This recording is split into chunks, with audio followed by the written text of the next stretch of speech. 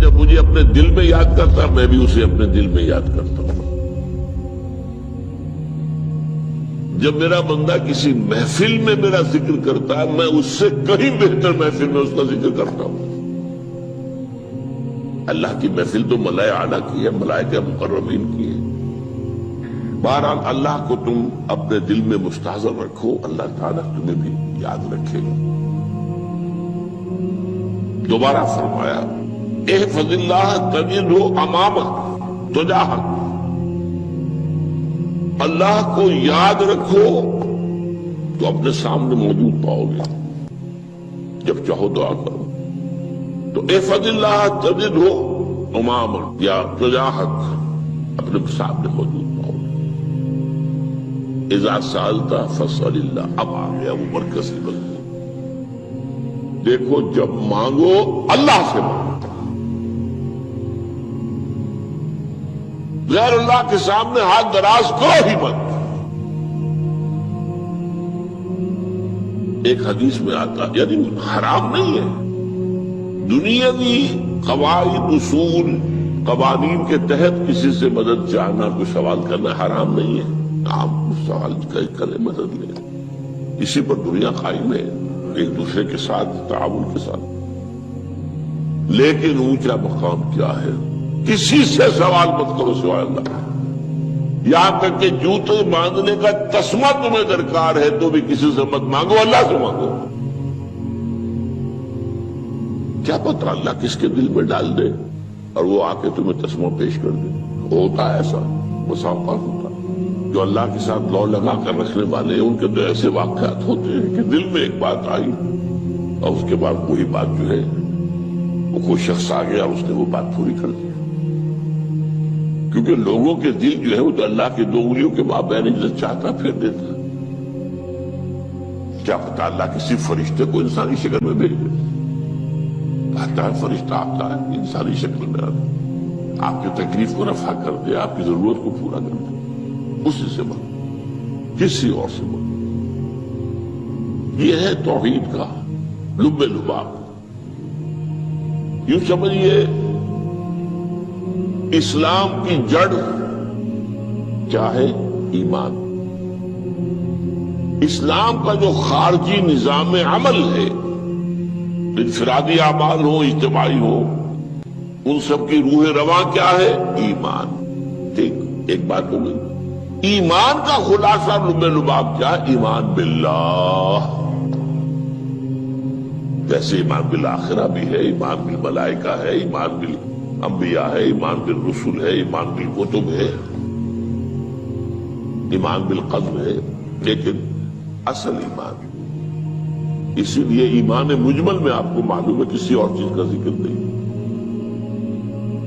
آمنت باللہ کما ہوا باسمائہ وصفاتہ وقبلت جمیع احکامہ اقرار باللسان وتصدیق بالقلب. یہ ایمان مجمل ہے. اجمالی طور پر ایمان اس کا نام ہے. ہاں مفصل تفصیلی طور پر آمنت باللہ وملائکتہ وکتبہ ورسلہ والیوم الآخر والقدر خیرہ وشرہ من اللہ تعالی. تو اسلام کی جڑ ایمان، اور اسلام کا سارا جو نظام عمل ہے، چاہے انفرادی اعمال ہو چاہے اجتماعی، ان سب کی روح رواں ایمان. اور ایمان کا خلاصہ ایمان باللہ. اور ایمان باللہ کا اصل حاصل وہ ہے جو اس حدیث میں آ رہا. اس کے دو ہیں تقاضے. عبادت صرف اسی کی، استعانت صرف اسی سے. اس لیے میں نے سورہ فاتحہ کا تذکرہ شروع میں کیا. یہ عبادت کا جوہر ہے، عبادت کا جو ہے یہ ایمان کا حاصل. عبادت صرف اس کی ہے اور استعانت صرف اس سے. استعانت ہی میں سوال بھی آ گیا، یہ بھی مدد ہے. آپ کسی سے کچھ مدد مالی چاہ رہے ہیں یا کوئی اور مدد چاہتے ہیں، کسی کام میں مدد چاہتے ہیں، جیسے میں نے کہا تھا کہ سفارش کرانا چاہتے ہیں، بھی مدد ہے. وَإِذَا اسْتَعَنْتَ فَاسْتَعِنْ بِاللَّهِ. اور جب مدد مانگو صرف اللہ سے مانگو. اور وہ سارے الفاظ یاد کر لیے.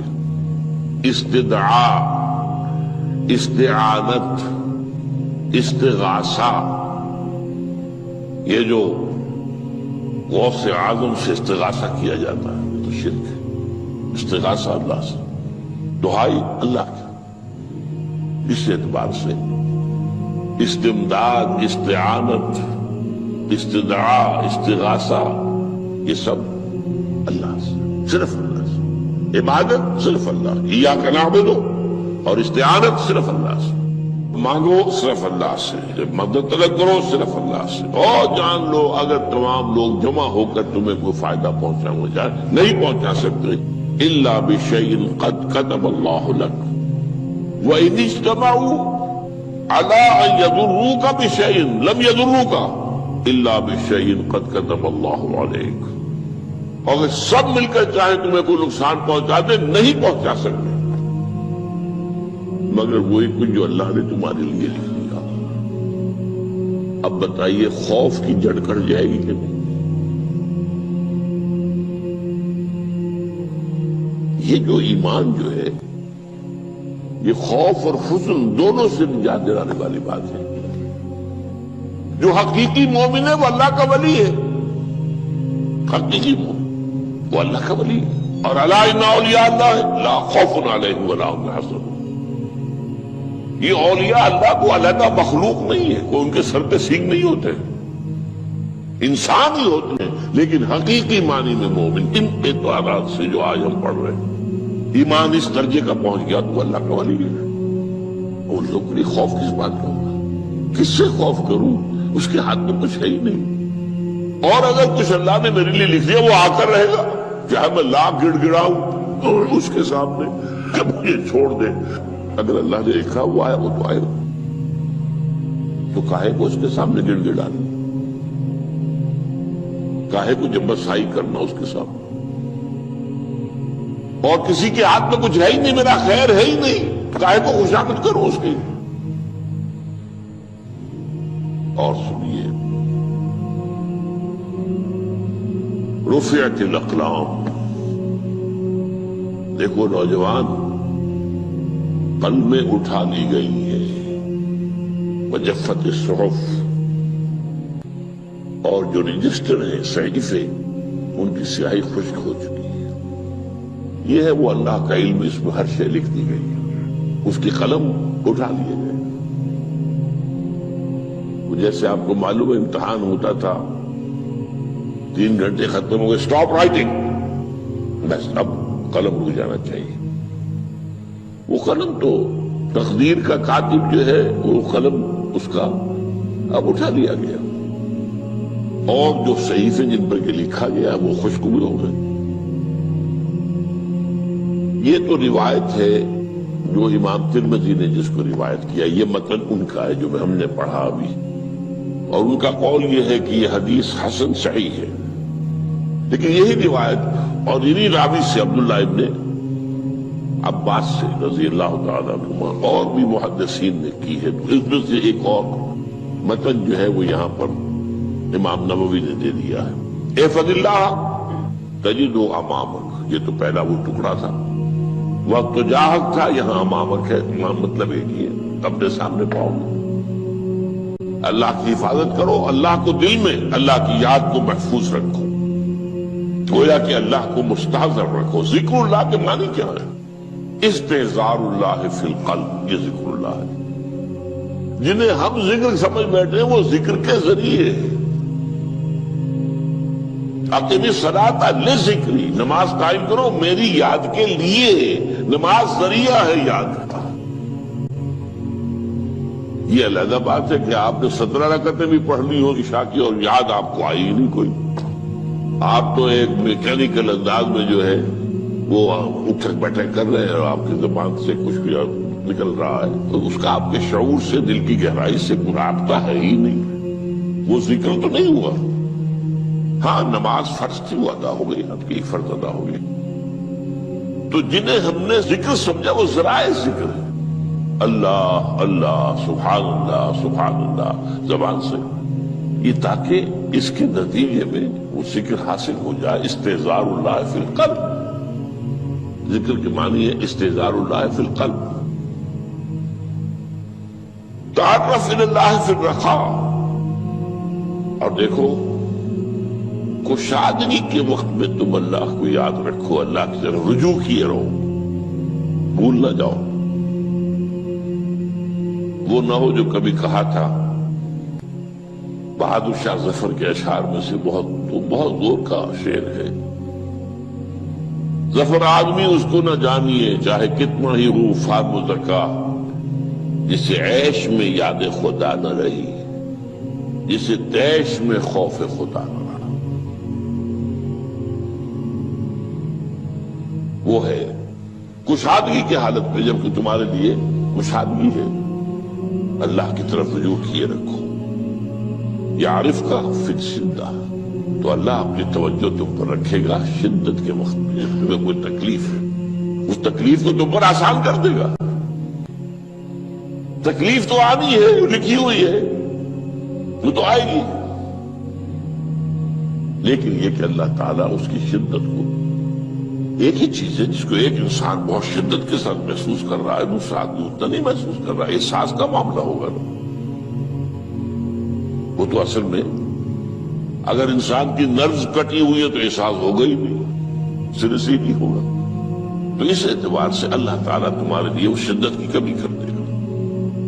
وَعْلَمْ أَنَّمَا أَخْطَأَكَ لَمْ يَكُنْ لِيُصِيبَكَ، اور جان لو جو چیز تم سے چھوٹ گئی ہے، رہ گئی ہے، وہ ہرگز تمہیں ملنے والی نہیں تھی۔ اب آپ نے کسی ملازمت کے لیے درخواست دی ہے، درخواستیں مانگی گئی ہیں، اپنی سی محنت کر لی، نہیں ملی ملازمت، اب آپ بیٹھے ہوئے افسوس میں، رنج میں، غم میں، فلاں نے یہ کر دیا، فلاں نے یہ کر دیا، وہ فلاں جو ہے بڑی تکڑی سفارش لے آیا تھا، فلاں نے رشوت دے دی۔ چھوڑو میاں اس کو، وہ تمہارے لیے نہیں تھی۔ کاہے کو اپنے ذہن کے اندر یہ کھچڑی پکا رہے ہو بیٹھے ہوئے؟ خواہ آپ شاید سوء ظن میں بھی مبتلا ہو رہے ہو، کسی نے نہ رشوت دی اور آپ سمجھتے ہو کہ رشوت دی ہے اس نے۔ یہ ساری چیزیں جو ساری سیئات، ان کی جڑ کٹ جائے گی۔ وَعْلَمْ أَنَّمَا أَخْطَأَكَ لَمْ يَكُنْ لِيُصِيبَكَ وَمَا أَصَابَكَ، جو چیز تم پر آ گئی، لَمْ يَكُنْ لِيُخْطِئَكَ، ہو ہی نہیں سکتا تھا کہ وہ تم پر نہ آ۔ یہ کر لیتا تو ہو جاتا، شاید یہ کر لیتا، میں نے ٹیکا پہلے لگوا دیا ہوتا تو یہ بات نہ ہوتی۔ بھائی وہ جو ہونا تھا وہ ہونا تھا۔ اب یہ وہ چیز ہے جس سے انسان میں کیفیت پیدا ہوتی، تسلیم و رضا۔ ہم بھی تسلیم کی خو ڈالیں گے، بے نیازی تیری عادت ہی صحیح، اے اللہ جو تو نے چاہا مجھے قبول ہے۔ اسی لیے میں نے آپ کو آیتیں سنائی سورہ تغابن کی، ما اصاب من مصیبت الا باذن اللہ، کوئی مصیبت نہیں آتی مگر اللہ کے اذن سے۔ وَمَن یؤمن باللہ یہدِ قلبہ، جو اللہ پر ایمان رکھتا ہو اللہ اس کے دل کو ہدایت دے دیتا ہے۔ ہدایت کس بات کی؟ تسلیم و رضا۔ دوستاں سلامت کہ تو خنجر آزمائی، نہ شبد نصیب دشمن کے شبد ہلاکت تیغت۔ اے اللہ تیری طرف سے ہے، مجھے قبول ہے، اور بظاہر مجھے تکلیف ہو رہی ہے لیکن یقیناً اس میں میرا کوئی خیر ہے۔ بیدک الخیر، تیرے ہاتھ میں تو خیر ہی خیر ہے، جو بھی تیری طرف سے آئے۔ سر تسلیم خم ہے جو مزاج یاد میں،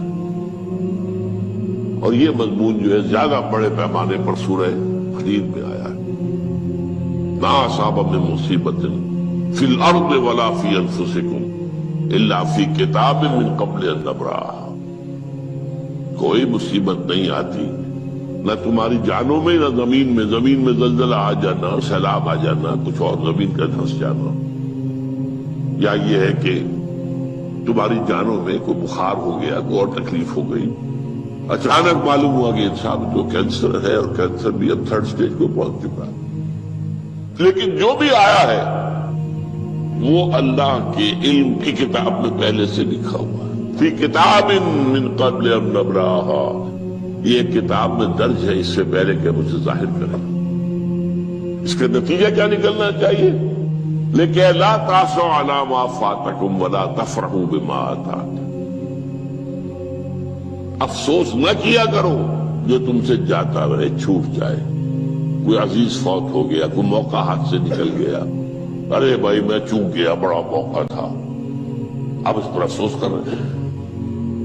نہیں، جو چیز لیکن لا تاسوا علی ما فاتک ولا تفرحوا بما آتاک، جو اللہ تمہیں دے دے اس پر اتراؤ مت۔ وما اصابک لم یکن لیخطئک واعلم ان النصر مع الصبر، اور جان لو اللہ کی مدد صبر کے ساتھ آتی ہے،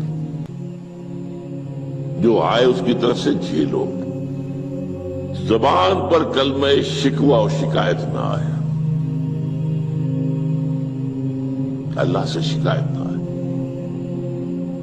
تسلیم و رضا، جو تیری رضا ہے، تیری صحت ہمیں منظور ہے، لیکن اس کو مولانا محمد علی جوہر ایک مرتبہ جیل میں گئے، ایک بیٹی بیمار ہوئی، فوت ہو گئی، اس کے بعد دوسری مرتبہ پھر جیل میں گئے، دوسری بیٹی کو وہی بیماری ہوئی، جیل میں اطلاع ملی کہ بیٹی کو یہ بیماری ہو گئی ہے، تو خط لکھا ہے اشعار کی شکل میں، کا آخری شعر یہ ہے، تیری صحت ہمیں منظور ہے، لیکن اس کو نہیں منظور تو پھر ہم کو بھی منظور، ہم تو چاہتے ہیں میں بیٹی کے تجھے شفا ہو جائے، اسے منظور نہیں تو پھر ہمیں بھی منظور۔ وَاعْلَمْ أَنَّ النَّصْرَ مَعَ الصَّبْرِ وَأَنَّ الْفَرَجَ مَعَ الْكَرْبِ، فرج، فراخی، کھل جانا کسی چیز کا، یہ ہے کرب کے ساتھ، تکلیف کے ساتھ، تکلیف ہوتی ہے ساتھ، اللہ نے قانون بنایا ہے دنیا کا۔ اب آپ اندازہ کیجئے بچے کی ولادت میں ماں کو کتنی تکلیف اٹھانی پڑتی ہے۔ آج کل تو فیشن ہو گیا ہے، سیدھے سیدھے جاؤ، آپریشن کراؤ، تکلیف سے بچ جاؤ، لیکن یہ ہے کہ یہ بھی آپ کے علم میں ہوگا، وہ ساری تکلیف جیسے ہی بچے کو لا کر ماں کے برابر لٹایا ہے، ساری تکلیف ختم، پھر جو راحت میسر آتی ہے۔ ان الفرج مع الکرب وان مع العسر یسرا، اسی لیے میں نے وہ آیتیں بھی پڑھی تھی، ان مع العسر یسرا، ان مع العسر یسرا۔ اس دنیا میں یہ اللہ نے نظام بنایا ہے، سختیاں جھیلنی ہی ہوں گی۔ لقد خلقنا الانسان فی کبد، ہم نے انسان کو پیدا کیا مشقت کے اندر، مشقت تو کرنی پڑے گی، کسی کی جسمانی مشقت زیادہ، کسی کی ذہنی مشقت زیادہ، مشقت سے چارہ کسی کو نہیں۔ تو یہ ہے ان مع العسر یسرا ان مع العسر یسرا۔ بارک اللہ لی ولکم فی القرآن العظیم ونفعنی وإیاکم بالآیات